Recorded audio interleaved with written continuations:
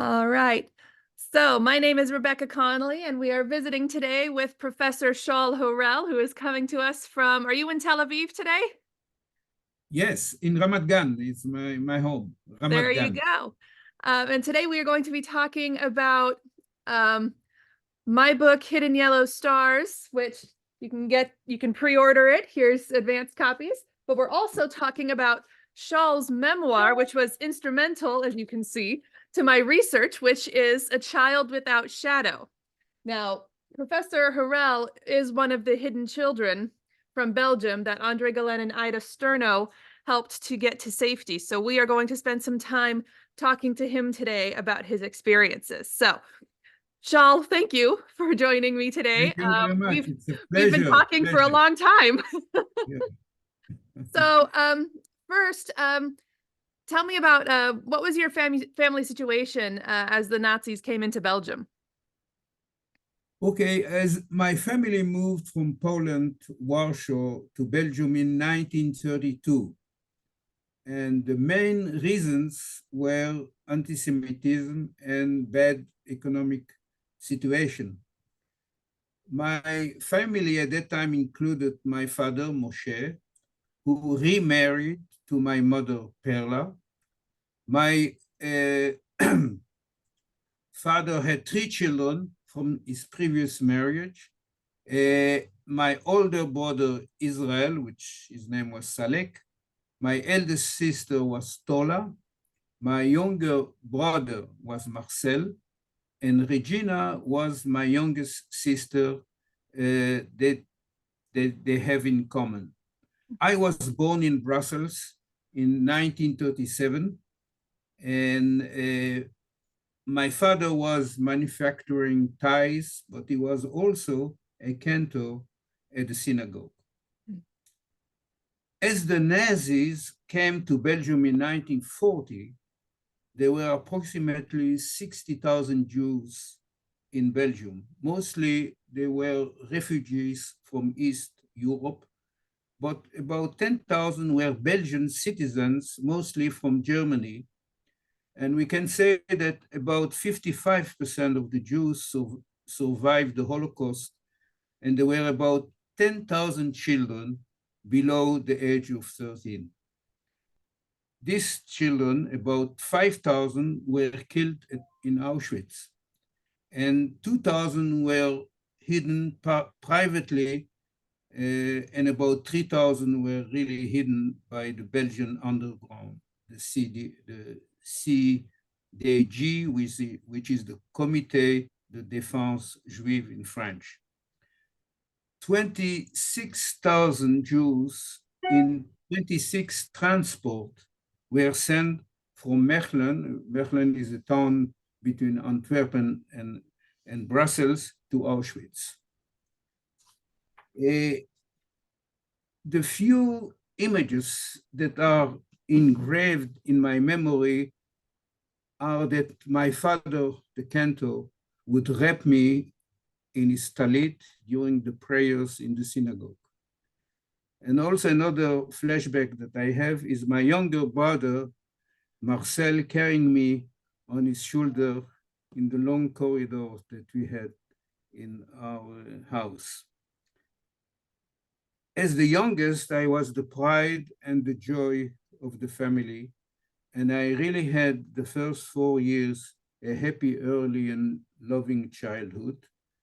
And I think this must have given me the resilience I needed for the dark years that came later. Mm-hmm. In September 1939, after the German invasion in Poland and the declaration of war of France and England on Germany, my elder brother, which was 18 years old, Israel, after reading the book Mein Kampf, decided that he will fight the Germans and that he wanted to engage in the French army. He could not engage in the Belgian army because he was not a Belgian citizen. So what he has done, he apologized to my parents, he left just a note in the mailing box. I'm leaving, sorry, I will fight the German in France. Oh, my. Eh, I will return to my brother's story later on, Yeah. when he met me after I was Yeah. in child. Yeah. When the German invaded Belgium in 1940, the family decided to leave Belgium, like did 100,000 of Belgian citizens, because they remember the atrocities that the German inflicted them in the First World War, in the Flanders. Yeah. But we took the train from the Gare du Midi in Brussels, the train to Paris, but we could not reach Paris. Everything was bombarded at that time. All the entourage of Brussels, of Paris were bombed. So we have to change few trains. And the last train, we took it to the south of France. The south of France, and basically where the train stopped, that's the place that we reached. And it was a picturesque village of Montaigu-Lauragais near Toulouse. And we were with other few Jewish family there. And I want just to say the good side of the French people, the mayor and the priest accepted us very nicely in their village, and there was a lot of good food, and they give us a place to stay in the presbytery close to the church. At that time, Perla, my mother, fell ill and became really frail and weak. I just want to mention again the good side of the French, the people again, because it was the time of the Jewish holidays, and they permitted us to change basically the church by covering the Madonna statue and also the crosses, to cover them. And so we changed the church to a synagogue. And my father was a cantor, could perform all was needed. He even found a shofar also. And we passed the Jewish holiday, Rosh Hashanah, Yom Kippur, and Sukkot in that village. That is beautiful. I love that they did that for you. Yeah, Oh, that is so this is special. exceptional. I must say that I visited them a few years ago Yeah. there, and it was so moving Oh, because the son of the mayor remembered all the stories. So we yeah. met the people there, and I saw the church, I saw the Madonna, I saw everything was there. The Wow. presbyterium, everything was there. So it was very, very moving. Mm. And what later on, later came an order from the Vichy government that all the Jews in south of France have to be concentrated in concentration camps. Mm. So suddenly we were moved by train to south of France, near Perpignan, to a concentration camp which with the name Rive Salte. And it was really on the Spanish border. Mhm. This was such a bad place. It was called the Drancy of the Free Zone, and also the Auschwitz of southern France. It was, you want to ask something? No, I just, wow. It was just stuffy, long barracks, unsuitable even for cattle. The roof shingles were broken, the windows were broken, there were no mattresses, and the French officers, the army there, were barking orders. There were only primitive toilets which were far away from the barracks, so children and sick people, older people could not even attend them. And it was surrounded, all the barracks were surrounded by barbed wire high fences and armed French officer were on motorcycle and with dogs. So it was basically almost like Auschwitz. The food was terrible, people were dying there. And most of the people, the Jews, were sent later on to Auschwitz. It was just because my eldest sister, she was the leader of the family, she had some precious stones or diamonds. And according to my sister, which was at that time 13 years old, and she had an excellent memory, she remembered everything, she told me that she probably gave a diamond to one of the guarder of the camp, and he let us leave the camp. The question was, the possibility was to maybe go through Spain, pass the border to Spain, but my mother was so sick and it was impossible, and we had to spend so much money for a passeur, someone who could help us. The high Pyrenees mountains was there, it was almost impossible. And the news were that maybe in Brussels it's not such terrible. The time, at that time, Brussels was under the Wehrmacht, not the SS at the time, for 1 year. So the conditions were not so bad. So we decided to return to Brussels. So I don't know how, but again, with diamonds, so everything you had to pay for the return, for food, for hotels, etc. So I think that again, my eldest sister who took with her some diamonds, could manage with this. So we returned to Brussels. Mm-hmm. And in Brussels, in the summer of 42, started the restrictions. The restriction in Brussels, yellow star. Children, Jewish children could not go to schools, to regular schools, only health was Jewish to Jewish, not profession was also Jewish to Jewish. And there was also a curfew from 6 p.m. to 6 a.m. So the condition started to be very, very bad at that time. I want to mention the AGB, the Association of Jews of Belgium, that probably were the leaders.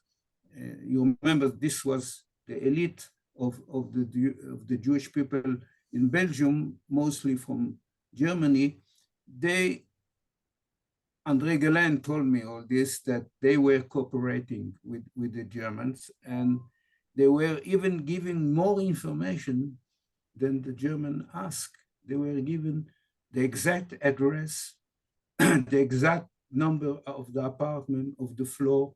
So it was easy for the German in the red come and pick up the Jews. Yeah. At that time, in August 42, my younger brother, Marcel, was 16 years old.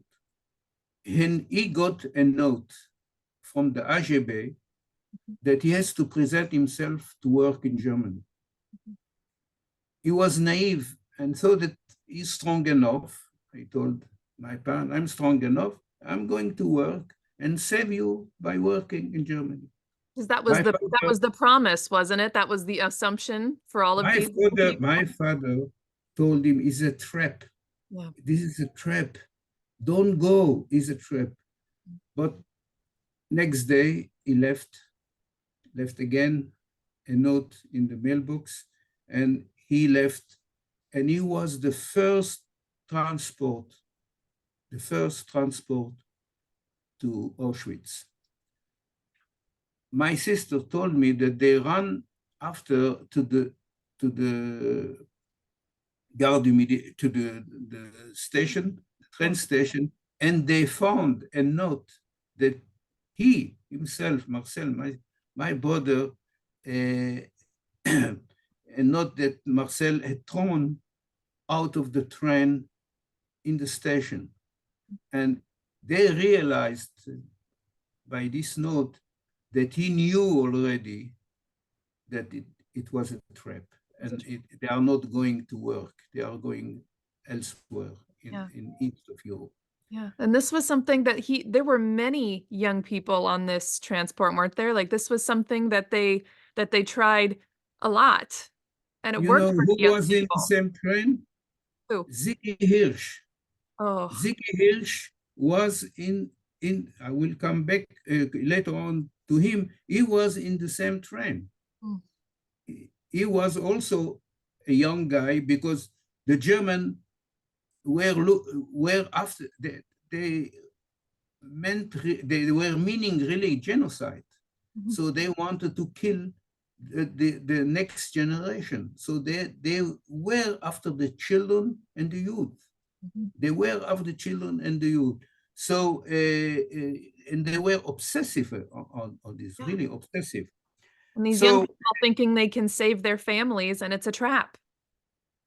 yeah, but overall, as I said, there was 26 trains which left Caserne d'Ossin in Mechelen to Auschwitz. My sister, Tola, the one with the diamonds. One of the diamonds. Yeah, they came back to Brussels, and a few weeks after she married her husband, which was with us in south of France. And a week later, she was taken in a raid on the street, just on the street, and she was sent to Auschwitz in transport number 9. And my sister told me again that my mother said they took my sunshine away, my Tola. Tola was a very beautiful lady. She was like Eddie Lamar, if you remember the movie story. Yeah. Everybody called her Eddie Lamar. And she just, I think, few weeks after their marriage, my father was taken with his sewing machine to work for the German in a sweatshop shop from morning to the evening. So he was not at home at all. Regine, or my younger sister, Regine, which both of us are from the same mother, Perla, she was 13 years old when she took shoes to the cobbler.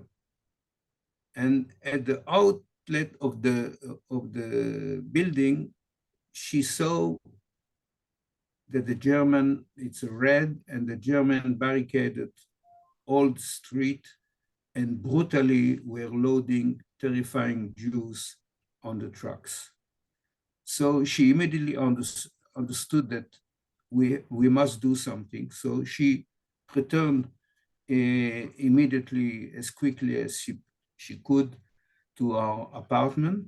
And she said to my parents, the Germans are here, we must hide, we must do something, we cannot stay in the apartment. My father was thinking that maybe we can hide on the 6th floor, on the attic at the 6th floor, when he had a room for his tissues and his ties there, but he couldn't find the key. So we climbed to the 6th floor, and the only thing that we could do is to hide behind the wall, which was open on both sides in the middle of the attic.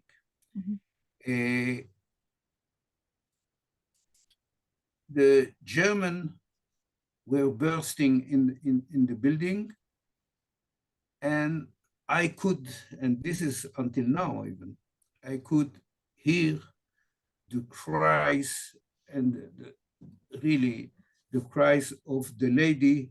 There was a Jewish butcher which was on the first floor living. He had 4 or 6 children, and his wife was in advanced stage of pregnancy, and they took him, they brutally dragged him on all the stairs, and she was clinging to him and screaming and screaming. And this screaming, I still have flashbacks, and sometimes I can hear them.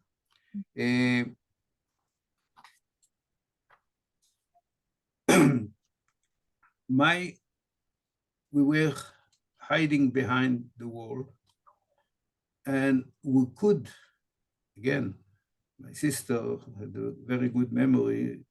She thought we could hear the hobnailed jackboots of the German climbing upstairs.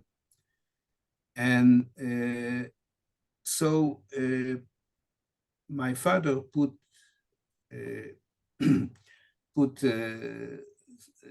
something in my mouth, so I would be quiet. It was, I think, a rag or something like this. And one of the German climbed to the 6th floor. He probably was tired.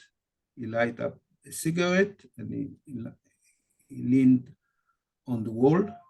And we were behind, feeling that probably, as my sister said, it was the last moment probably of our life. And later on, the officer asked him, are these, again, my sister remember well, are there dirty Jews in the 6th floor? And he was lazy enough not to do any move and toward the wall, around the wall. And he said, nix. And then later on, and this was, what is this? Oh. That was, it's my computer notifications. You're fine. Okay. And it is really something that maybe I was 3 years old. I was, no, I was 4 years old. So I buried this in my memory. You know, it is something that I didn't want to remember. Yeah. And I returned to this only when I was 65 years old, because all these memories didn't help me in my new life after being a hidden child.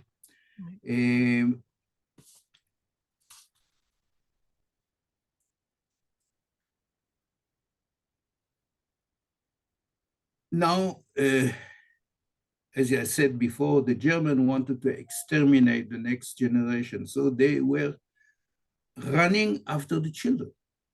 And they wanted to, and there was a whole bunch of people who were making a lot of money by being informants to the Germans. They were paid to find where Jewish children are hidden.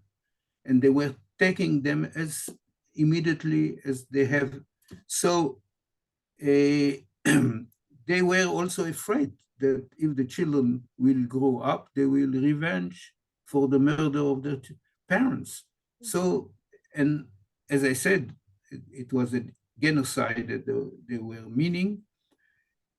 And I will remember everybody that 1.5 million of Jewish children were killed during the Holocaust. And it was also written in the Museum of Mechelen.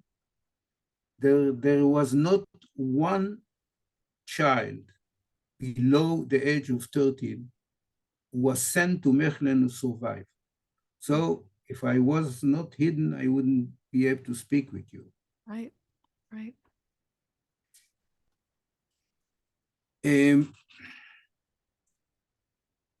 Andrée Geulen, I met her only after I was at the age of 66. Mm-hmm. I didn't know that this lady exists. Mm-hmm. But I learned later on that she was from a affluent, well-being bourgeois family, Mm-hmm. and that in early age she was rebellious. Mm-hmm. She was recognized as the black sheep of the family. Mm-hmm. She was already working Yeah. with children from the Spanish War in 1939, the Civil War. Mm-hmm. And when I met her, I spent so many hours with her, hearing her fantastic stories. And one of the first stories that I heard from her, that when she was a teacher and counselor in a boarding school, and one night there was a burst of Germans who came, and she told me the story, and there was a officer who, with a terrifying whip, shouted, "All the Jewish children on the left and the remainder on the right." And she and the officer came to her, looking at her eyes and saying, "How come you, such a beautiful lady with blue eyes, looking like an Aryan, are taking care of fleas that you must crush them as they are young enough?" And and that's what I asked her many times. You were not afraid. And she told me, she looks at his eyes, Mm-hmm. German officer, and said, "And how come you, the descendants of Goethe and Schiller, are making war to small innocent children?" Mm-hmm. And she told me that the officer looked at her, and probably she succumbed to her charm and decided just to leave. But they came later on and they took the Jewish children. But this is a story. And I remember I asked her, "But Andrée, you were not afraid." So she was already the elder age, and she looked at me, "Shaul, you are not afraid at 20 years old. You are not afraid at 20." And I took this if you remember the song Mademoiselle, Mm-hmm. "I'm not afraid," at 20 years old. This is the refrain in the song that we wrote, which, because it's so, I couldn't believe that, where she could this strength. She could have been easily tortured after saying such things to a German officer. Yeah. So do you remember meeting her as a child at all? Huh? Do you remember meeting Andrée as a child? I will just come. Oh, okay, go. Ita Sterno, she's the one. She was the social worker, and she's the one who recruited Andrée Geulen, Yeah. especially also because she was looking nice, Aryan, and she could take children without being intercepted by the Germans. Yeah. And she joined the CDJ, the Comité de Défense Juive, and she became very friendly with Ida Sterno. I remember sitting many times with her, and she was telling me how she spent. There was a close team Mhm. working. One of they were the CDG was basically 12 women, some Jewish and some non-Jewish, with two men which were direct on the administration. And they were usually working by team of. One team was to find hiding places like churches, convents, boarding schools, castles, private homes. It was sometimes, and she told me this story also, sometimes hospital and sanatorium would temporarily, when there was a problem that on the same day she couldn't find or reach the place where to hide the child, she would put him in the hospital, and it was arranged with the CDJs that they could do this. And there was one doctor that what at that time very she cooperated very well with the CDG, and she told me this fantastic, as a physician, story that they applied contrasting material to the skin of the children before x-raying the lungs. So they were faking images of tuberculosis. Oh, And that's the German was extremely fearful of infectious disease. right. So if they hear infectious disease, they don't want to see the children. Right. So one of the way that she told me this story, because she put several children in this sanatorium. And she told me about, and she showed me my name for the first time when I met her, my name, and that I had my code secret. And I said, understand that there was a very sophisticated system of secret code books. Mhm.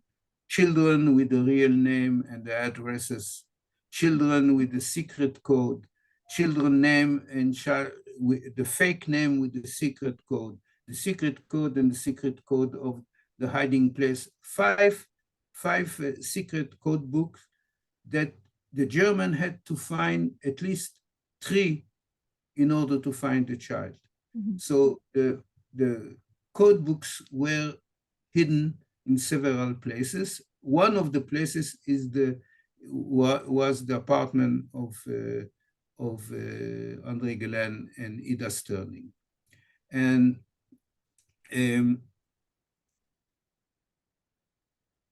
Ida Sterling at one time was caught by the German, and unfortunately she was tortured by the German.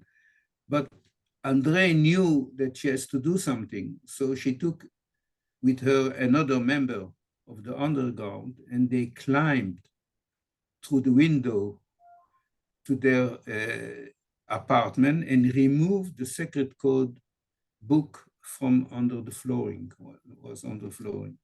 So this is, again, a story that I heard from her. She was also, I asked her many times, how could you manage these children? She said, yeah, I was,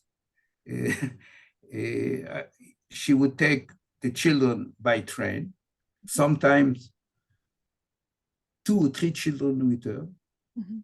Some German officers who were sitting in front of her, looking, because she was beautiful, looking at her, said, how come you are 20, something like this, and you have already 3 children? But they were officers of the Wehrmacht and probably understood and did not do anything special. She was taking them by bicycle, by foot, and even in carts of hay, carts of hay, also below. Yeah. One thing that also was her job was to acquire food stamps. Mm. You could not live in Brussels in those times without food stamps. Yeah. So she told me again this story that she was going to the municipality to get, and she was looking for many foods. She needed many, and the clerk was arguing with her, why you need so many food stamps. And one of the Belgian policemen who heard her not quarreling but arguing came to her and said, please leave now, come tomorrow, and I will help you to get food stamps. She didn't, she told me she didn't sleep the whole night, but she decided to go, and she was successful in getting, again, her courage is unbelievable. Yeah.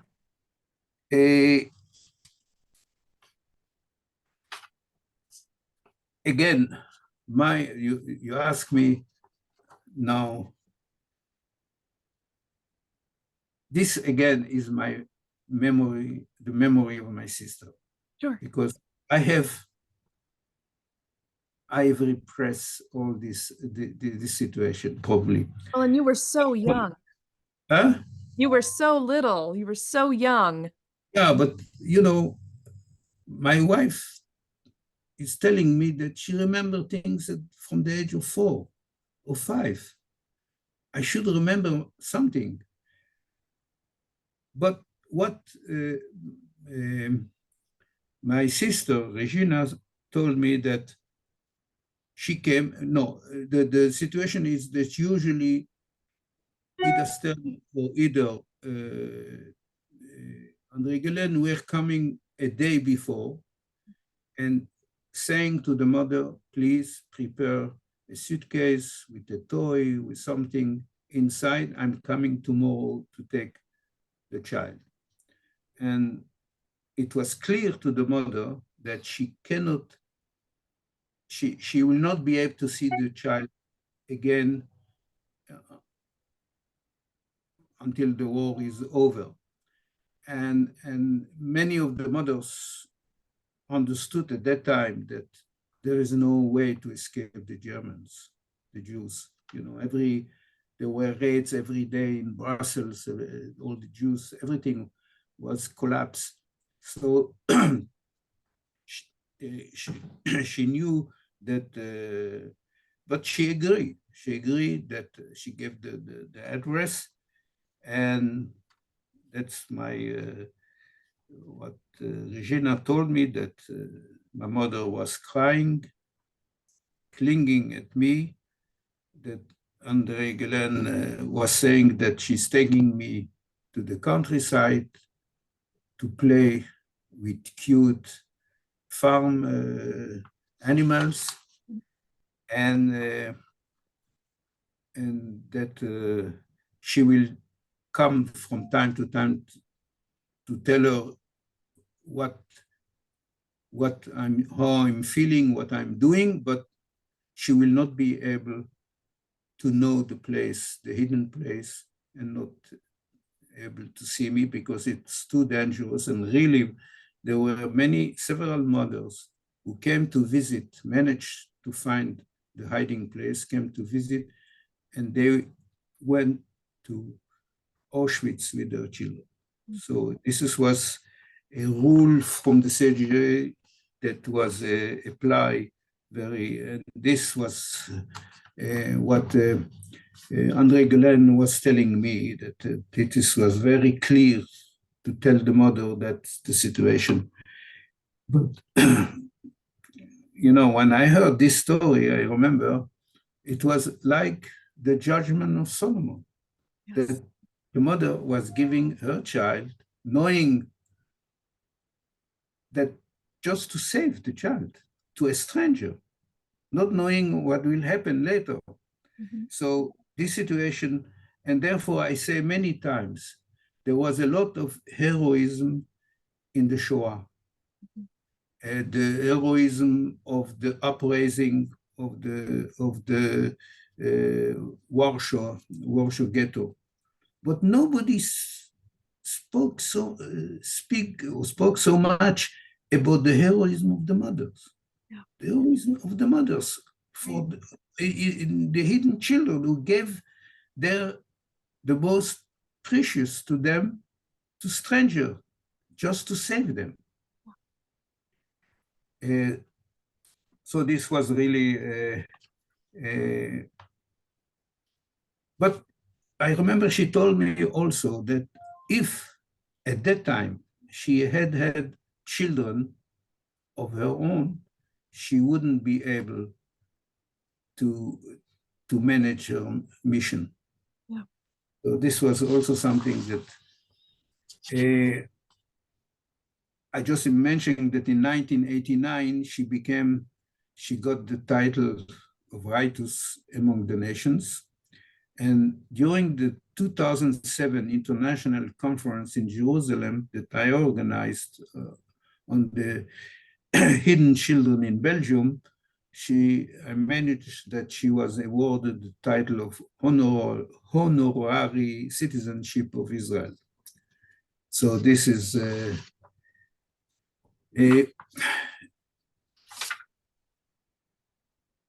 Andrée Geulen also. Every time, I came many times in Brussels, every time to visit her. And we were spending many times in good restaurant. Belgium, you know, it's one of the best countries to eat. Yes, it is. Belgium. Belgium is known as a good place, a very, very good restaurant. Yes. And she loved eating in restaurant. She loved any bit of life, any bit of good wine. And I remember when I was trying to give her water to drink, she said, Shaul, water is only for external use. Wine is for internal use. She was fantastic. Oh. Last time I saw her, she died in 100, Yeah. which 100. Last time I saw her, because of Corona, etc., at the age of 95. This was the last time I saw her in Brussels. I came with my wife, and the first thing when I opened the door of her room, the first thing she looks at me and said, "Oh, Shaul, what a beautiful couple are you. Shaul, did you still love Dahlia? Are you still kissing her on your mouth, in her mouth?" 95, this is what the 95. question she was asking me. She was Oh. greater than any life. Okay. One of the question you asked me is, what is your experience as a hidden child? Yeah, do you remember, or did Regina tell you some of the experience?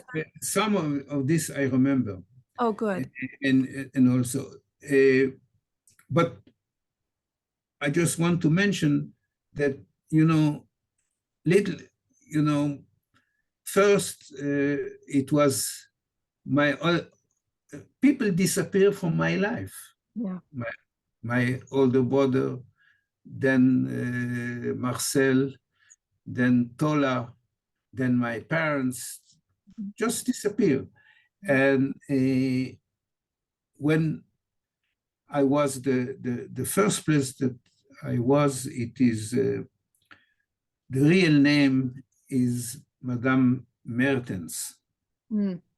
I wrote Martin. You know why? Why? Because she slept with the Germans. And there were many Germans in when I was there. Mm. The Germans were taking me on their knees and playing with me, thinking that I am her child. Oh my goodness. And I didn't want I didn't want to put her real name in the book. I put Martin because probably she has grandchildren or something like this. And one thing, I'm speaking about flashbacks. Mhm. And my problem that, that I was always thinking, maybe it's faking. Maybe it's not true. It's my imagination. And the discussion of flashback, true flashback, and imagination was all the time a problem. Many times I got, I could be sure that it was not imagination. And here also, I had, when I was thinking, many indication that it was not imagination, it was true, but because at one time I heard so many cry and fighting, etc., that I went up and I wasn't. She was living one floor upstairs, and I saw two guys fighting in a room. Probably I didn't understand at that time, but later on I understand that maybe they're fighting for a, and so again, this is a flashback. Yeah. She was not a sympathetic woman. I had no toys. It was cold. It was the food. Basically I had potato peels. No, I had chores to do. Remember, no school, no playing with children. Again, it was impossible because there were so many informants around. So you couldn't make noise, even crying, not loudly. And therefore, Ziggy Hirsch later on called us the children of silence, the children who are crying without tears. Mhm. He was right, basically. Um, so at one time, uh, another, my sister, Regine, was hidden very close to me, 2 or 3 streets. And in some occasion, we were meeting, it was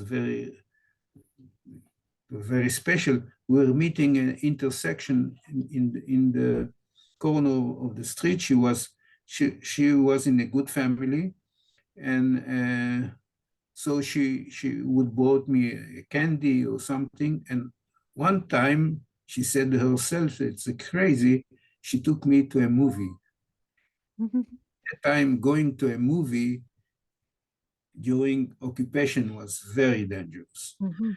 She wanted to give me a little fun, so we went to a movie. And at the end, after the movie was over, she said, "I will take you now. I will take you home." And I didn't know which home, my parents or Madame Martin or Madame Mertens. And so, but at that time I was speaking Yiddish. So Mhm. I said, Wiesheim, where is the home? And I remember my sister started to cry because she understood that she has to tell me that I'm not going home. I'm going to this lady. So this was again a flashback, but it is true.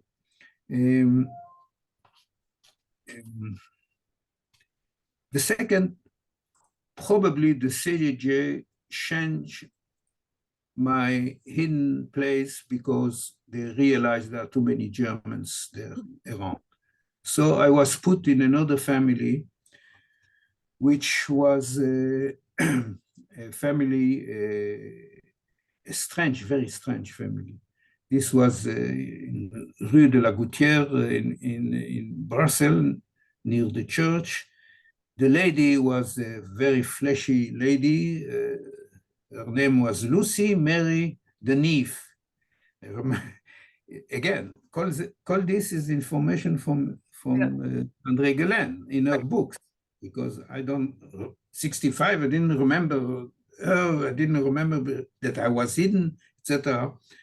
And she was selling pommes frites, French fries at the Coal Square, the Coal Square. And her husband was a very schemy guy, which was a tram driver. Yeah. And she, again, flashback, she was, I remember, scribbing him in a special tub. He was screaming, and she was cleaning him like this, scrubbing him in this tub. And when she was angry, she would broke plates on his head. Oh my goodness. Again, the flashback. Yeah. And I will tell you why it's true, if you want to hear the story. Yeah. Why it's true.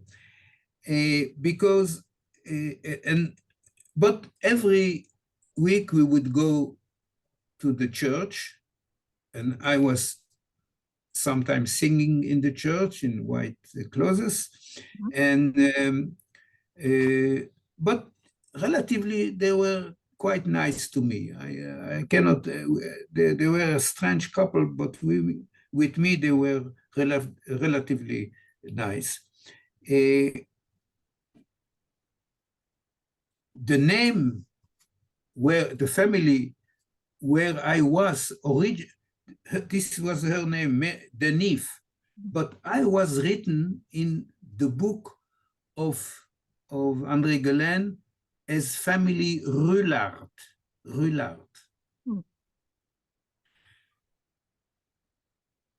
I didn't know, that's what I got from Andrée Geulen. And one time, when I was in Paris later on, this was in 2010 or 11, when I was in Paris, and I was showing the movie at the Museum of the Holocaust in Paris, the museum. Yeah. I was walking with my friend of Robert Fuchs, my friend of the after the war, and he got a phone call from his wife, and his wife told him, you know, it's interesting because my neighbor, his wife told him, my neighbor, which is a friend of mine, neighbor, saw just the movie Children Without a Shadow. Mm-hmm. And Shaul Harel, this guy, is saying that he was hidden in a family with the name Rullard. But I was Rullard. She said, I was Rullard. My name was Thérèse Rullard, and I lived there. I didn't see him. He was not there. I didn't see him all the war. I said, and he told me, you know, I heard that the story. I said, it's impossible. Impossible. The family where I was is Rullard. It's written in Andrée Geulen book. Mm-hmm. So I tried to speak with this lady. Her name was Dina, this lady, several times on phone, but she didn't want. She said, the Shoah is over. I don't want to speak. I don't want to speak. My daughter just died from cancer, and I'm taking care of my grandchild. I don't want to speak about this. I couldn't sleep. Well, and then after 3 or 4 times, again, I phoned her.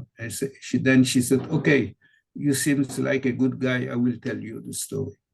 And the story is like this, that there was a raid, a German raid, and her mother was going was going with her 4 children. The Germans were loading them in the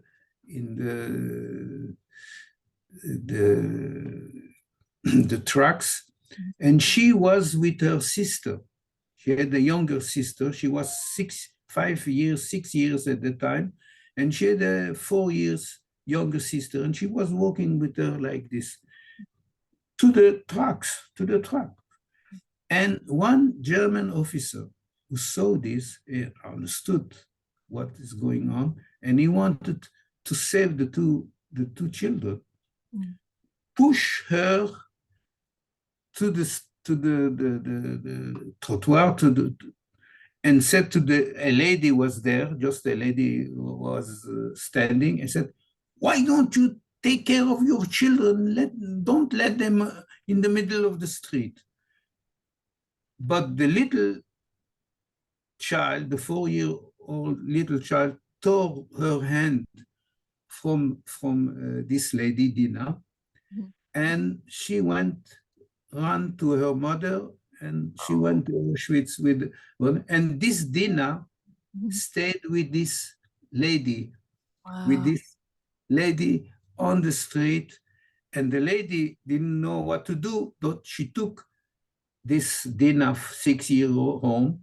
But after 1 or 2 days, she was so afraid that she went to Rue, it was close, to Rue Gautier, to Mr. Roulard, Mr. Roulard, and told him and said, and he was working with the underground, with the CDG. He was forging fake documents, and he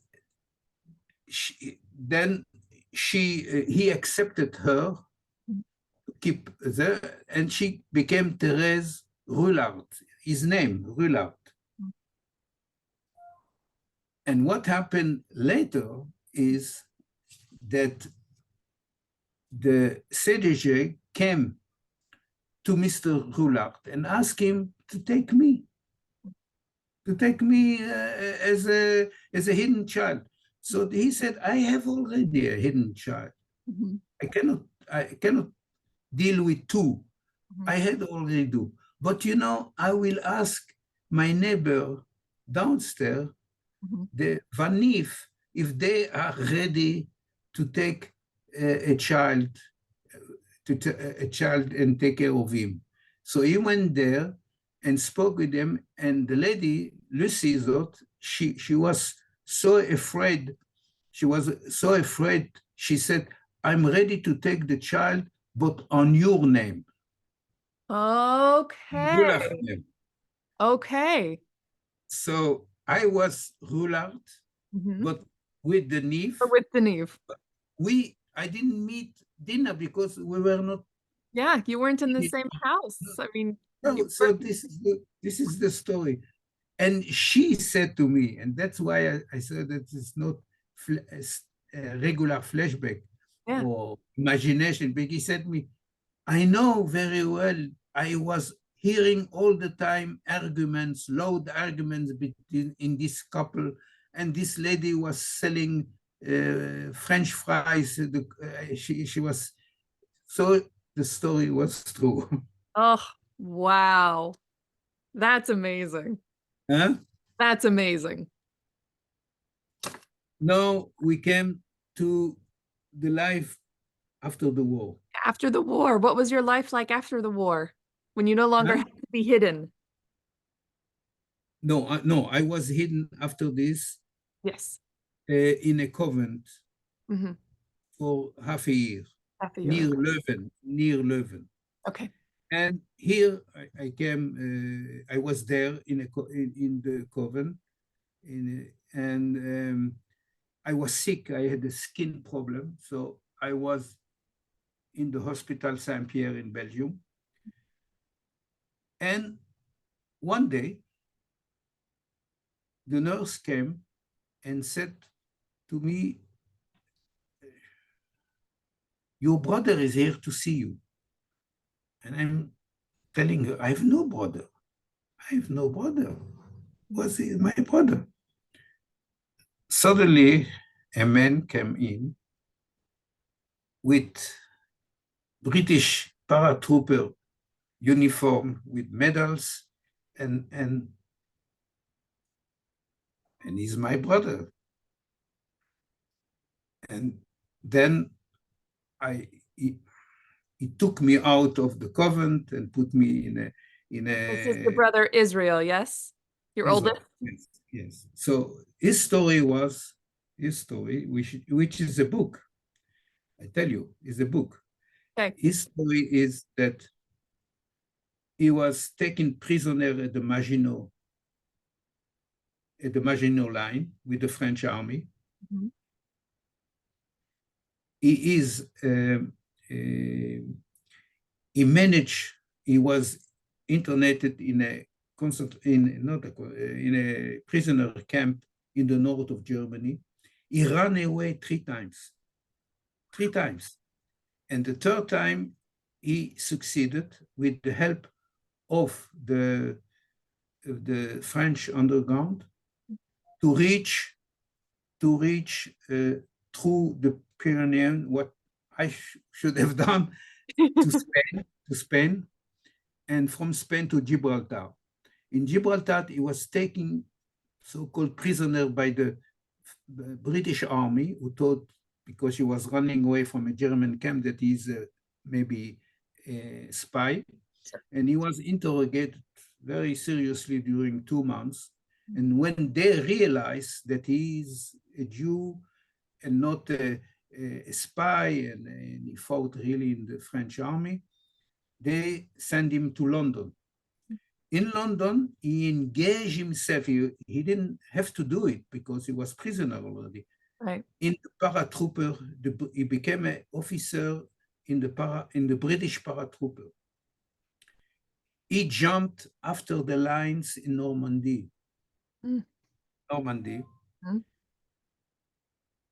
almost killed there, and he continued the fight with the British army in Italy, and he was the first unit to enter in Brussels.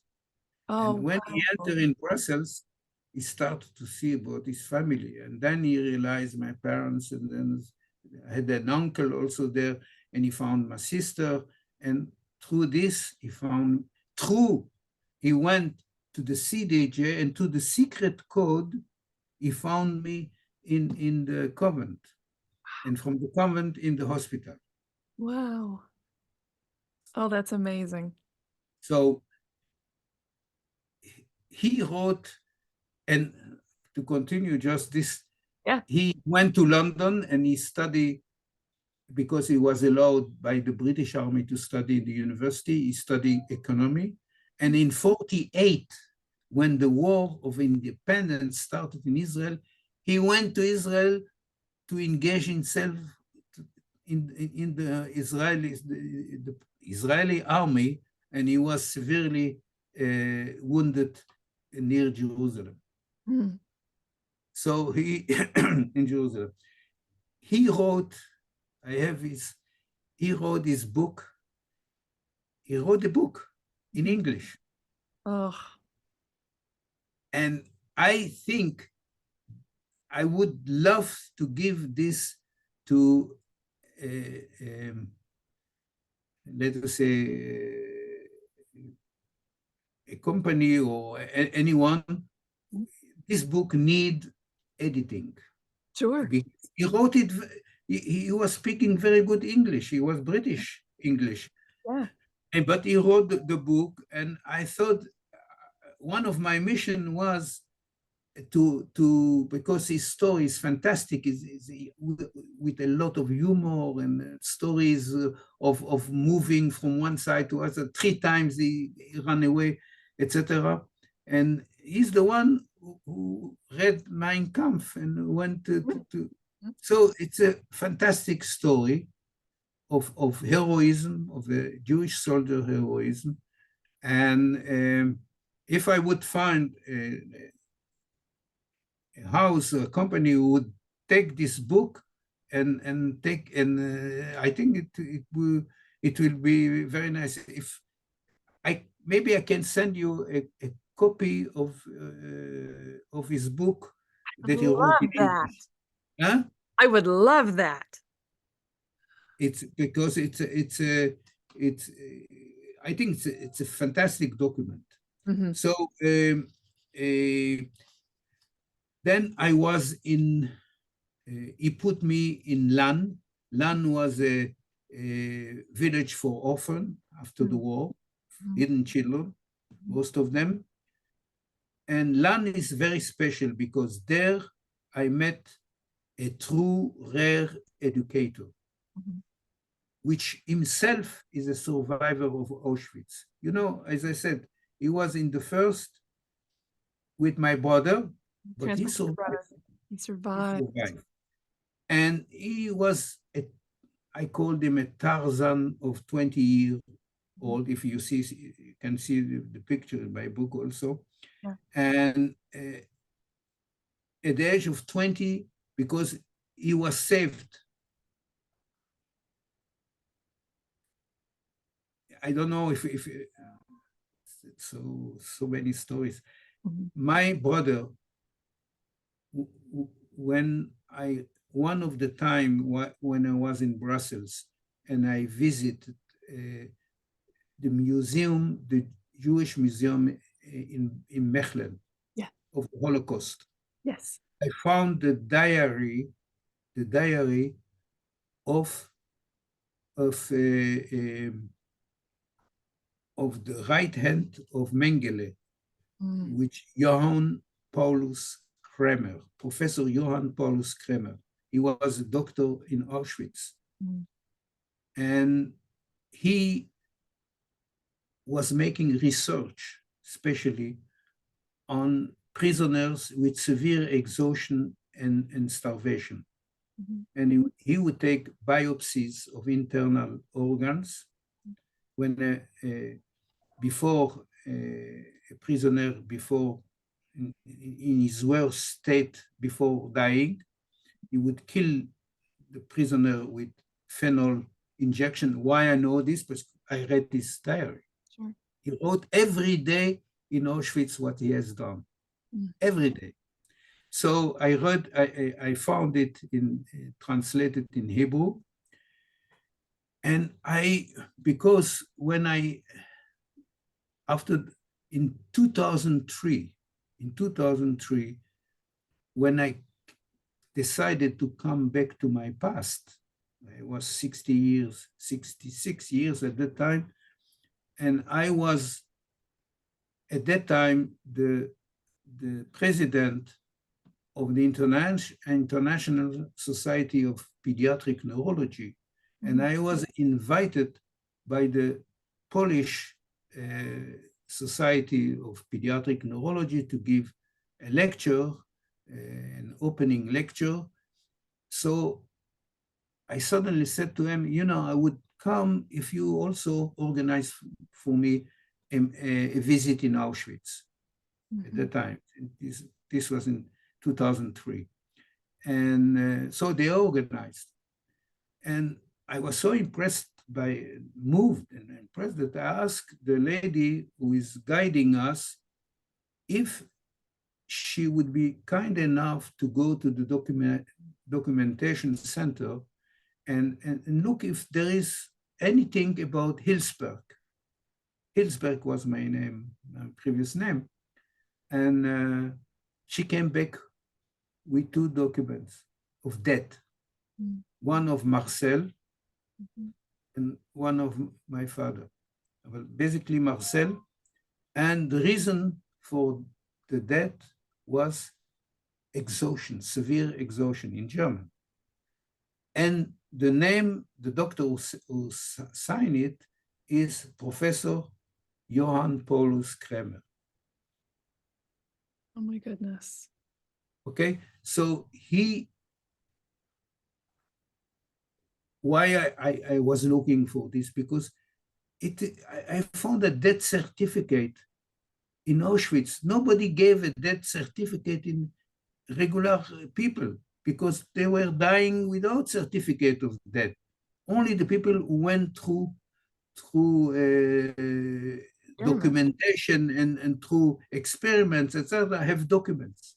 So I was thinking something is wrong, and that's why I was digging in Mechelen, etc., to look, and I found this guy. Why it's important to remember this? Because, as I said, Ziggy Hirsch was the one who survived. And because he was so, as a Tarzan, he was put in the wood commando. The wood commando, they were cutting trees and working, and on the way also burying dead people, etc. He was working there. And he had a lot of artistic capabilities, and he organized a cabaret in Auschwitz. And the cabaret in Auschwitz were with two other guys. They were playing for the prisoners there, and also every night they were singing a song which is called Krommen Lanke. It's a song on two lovers on a bank near a river between mountains. It's a very well-known song which were sung in the cabarets in the 30s and 40s in Germany. But the prisoner were coming to hear, but also the German officer also. And the German officer and this guy, Johann Paulus Kremer, was coming also to hear him, because he had a good German accent, and he was very happy to hear him. So at one time, Ziggy Hirsch was a Tarzan, but became weak. He had dysentery, became weak, and he was already to send to the gas chamber. He was naked and was in line, and the doctor in charge was Paulus Kremer. And Paulus Kremer saw him and singing every day. My son also knows very well this song, Krommen Lanke. No, you are not going there, you go to another place. And he sent him to a political section, place where there was more food, and that's why he survived. Oh my goodness. So when I met Ziggy Hirsch in Brussels in 2009, after 2007, I think, after Andrée Geulen, I met him, and we told each other the stories, his stories and my story, and I spoke about my brother, and he said, your brother? You speak about Paulus Kremer? He's the one who saved me. Because of my song, he saved me. And I found in this evening that the one who tortured my brother and killed him was saved Ziggy Hirsch. Wow. You know this story? Yeah. So this is, okay, so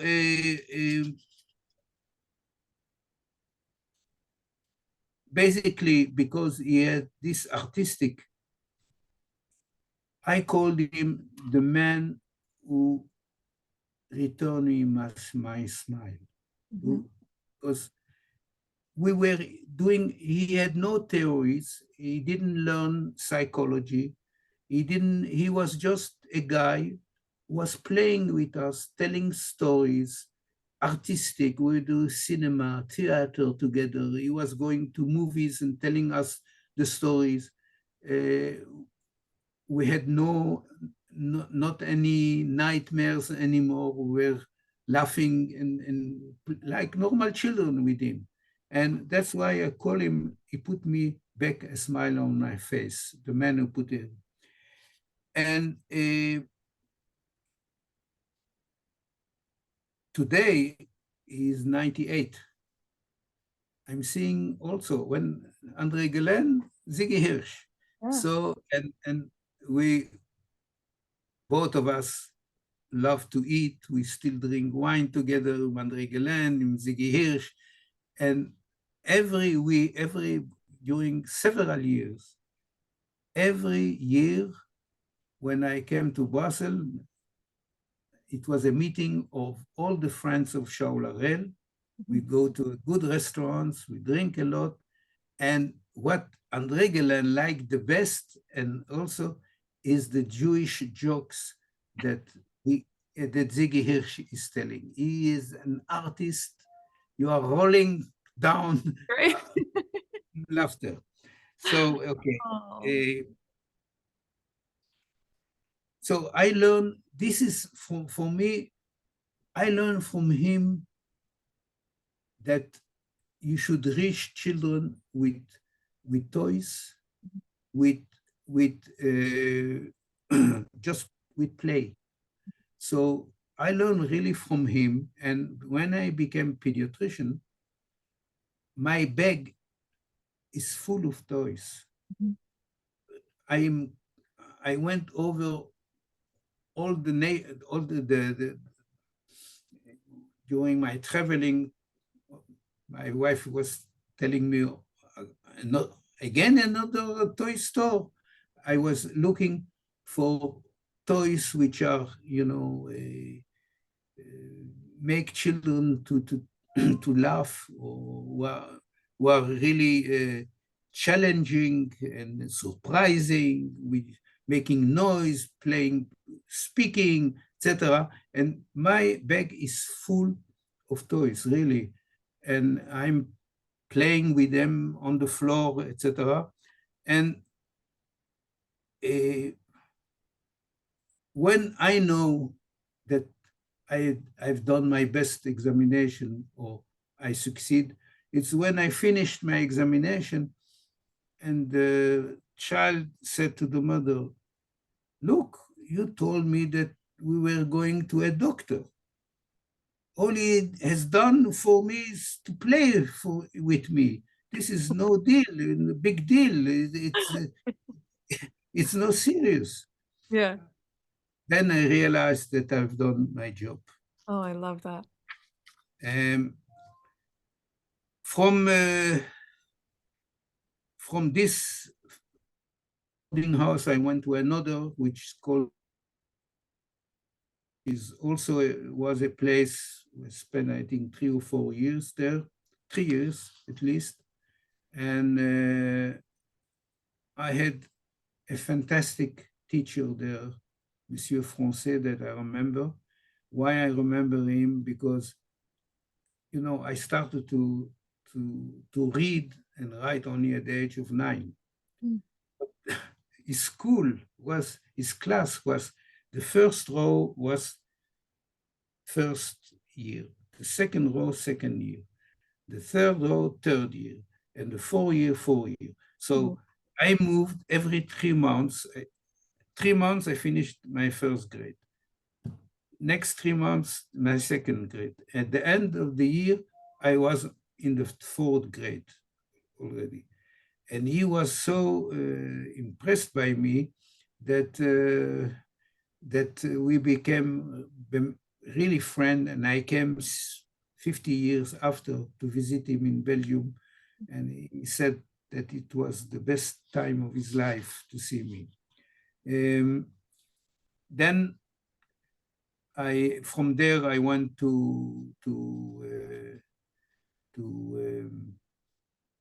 from Provençal, I went to Antwerpen, to a place which was preparing me to immigrate to Israel.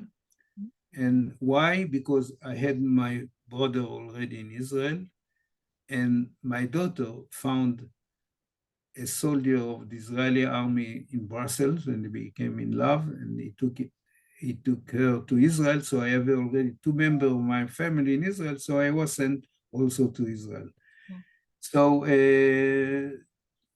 this was also we went first to Marseille, Villa Gabi, preparation to Israel, and then to a Galila ship, which was an old river boat, and were there 200 children, and we stopped in Benghazi to take 250 immigrants from Libya, and it was terrible. 2 weeks, terrible. But the best thing was when I saw for the first time in life the coast of Haifa. I was so excited that we're arriving to Israel, the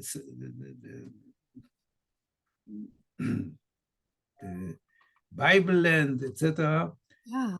Until now, when I'm traveling, I used to sit at the window to watch the coast of Israel. And I'm excited again in the same way. Oh, So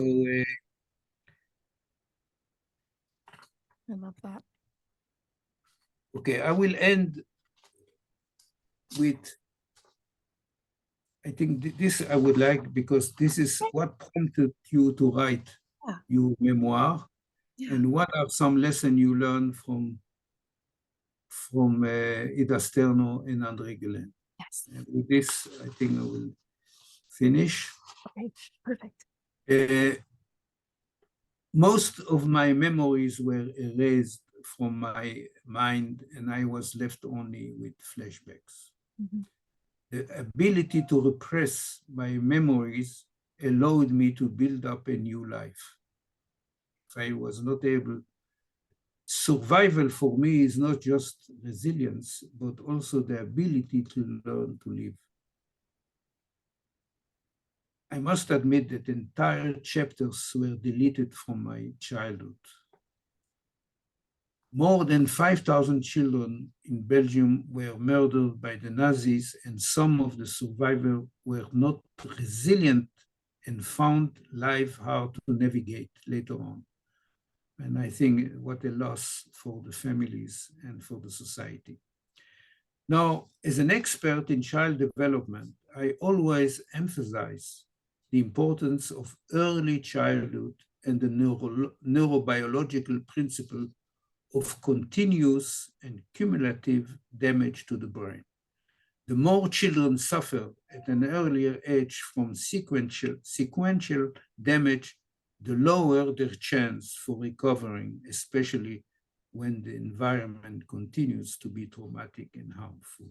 And this is really true, and therefore we have to make an early diagnosis and to treat as much as we can at an earlier time. For me, the real heroes of the Holocaust in Belgium were the rescuers, particularly the 12 women and 2 men, including the marvelous woman who saved me, Andrée Geulen and Ida Sterno, who all risked their lives to save around 3,000 children. In my opinion, there were other heroes whose importance is not stressed enough, and they are the parents, especially the mothers. They showed extreme courage to say goodbye to their children, to give them to the stranger, to save them from the horrors of the Nazis, knowing very well that probably they will not see them again. For this mother, it was like the judgment of Solomon. What is the story of rescue and survival proves, I think, that the value of humanism did not disappear even when faced with Nazis' barbarism.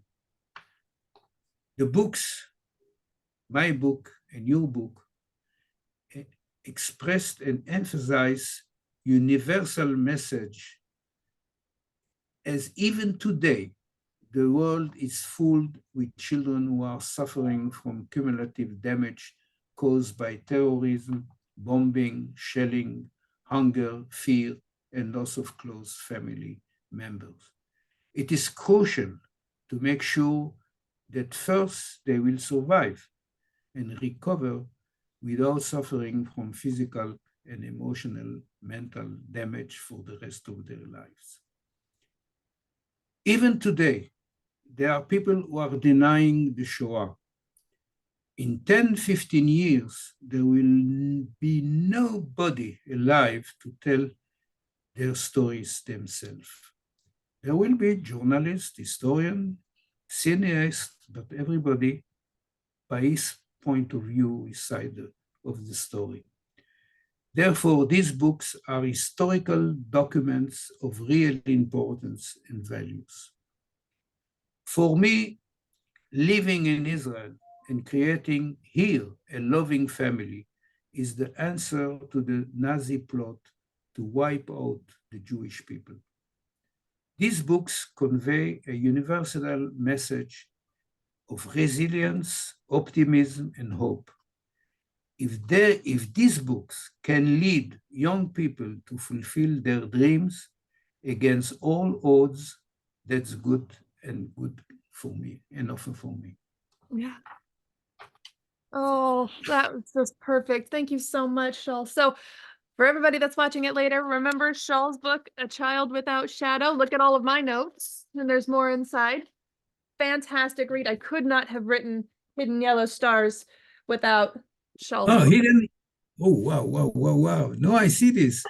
No, I want to read it. I will give it, this is an advanced reader copy. I'll send you the full print one when it comes. So Okay. thanks everybody for watching this, and we will talk later.